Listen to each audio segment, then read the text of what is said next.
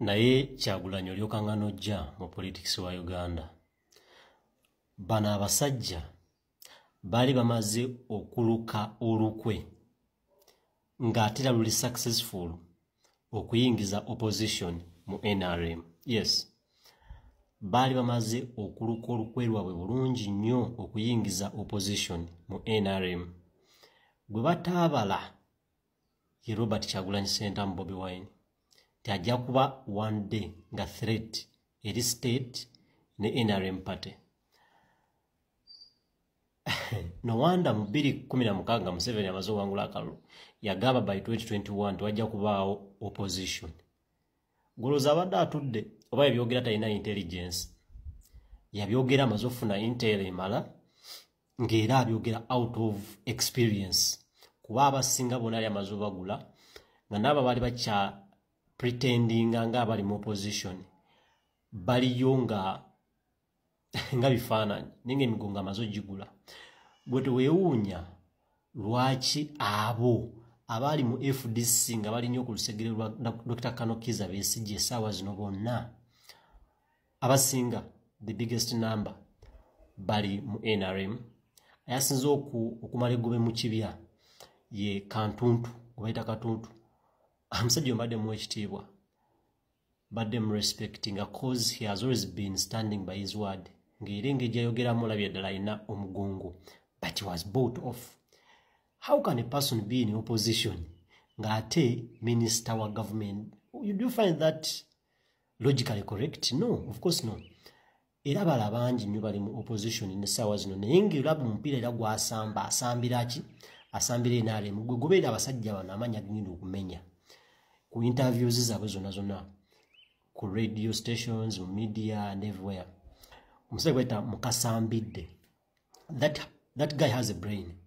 He's one of the finest brains we had opposition, but he has used raw sente n'omululu gw'ebifo simanyi, you know, omusajja omugezi yagamba if you are paid to be a fool, your intelligence is to matter. Nti bw'oba osasulwa kubeera musiru n'oba obadde mugezi otya amagezi go tebati gakyakolera abantu bagaba tegakyalina mugaso.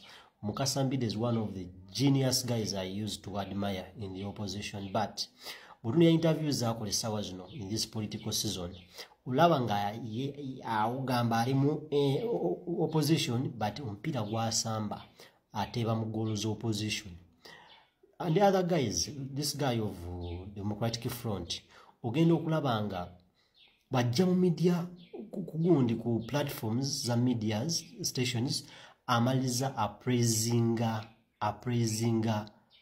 Museveni psychologically nkalaga bana abagenda okulonda Robert Kyagulanyi, the leading opposition figure, nga bamala obudde, you know, nti ebigenda okuva mu kalulu already biri predetermined, you know, they already know, like he's just amalamu maanyi ababalwanirira eddembe abalwanirira enkyukakyuka abaddala. So there's one thing I want to commend oba okwebaza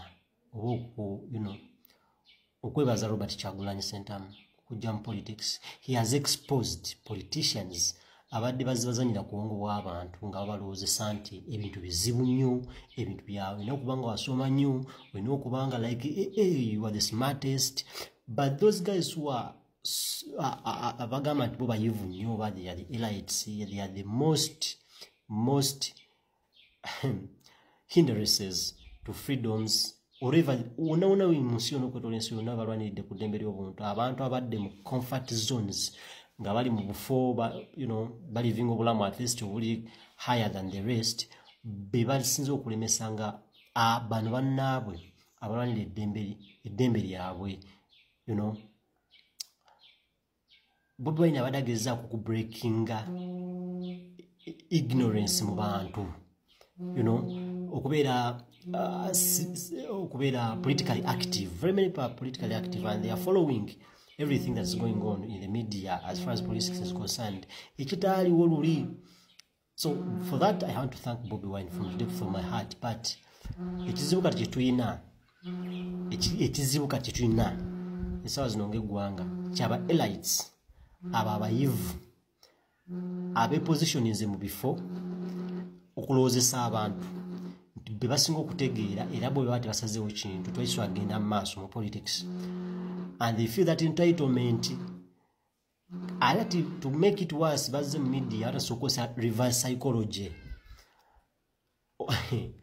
Nabadde ndaba submission ya Owekitiibwa Mukasambidde ku TV station ye Musanyuka nga engeri gya driving points ze alagira ddala nti ne bana abali mu kuvuganya Museveni, they are just helping him to win. Imagine nenga ya agamba ali ku opposition. How could you say that? You are undermining even the small gains of the liberation struggle. You are undermining the little efforts of the liberation struggle.